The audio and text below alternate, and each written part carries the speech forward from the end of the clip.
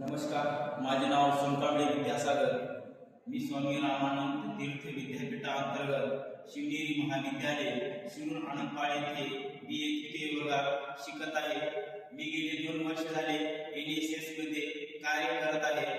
मी आज तुम्हाला smart India निर्माण करण्यासाठी युवा पिढीची काय भूमिका आहे ते सांगणार आहे.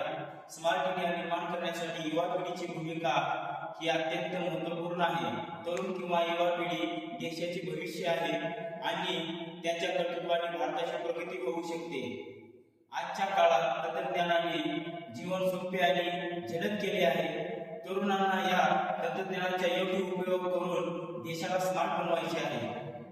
शिक्षण, शेती आणि आरोग्य क्षेत्रात नवीन कल्पना आणून तरुणांनी क्रांती घडवायची आहे. एवढे 2 शब्द बोलून मी माझे वाढत 2 शब्द थांबवतो. जय हिंद.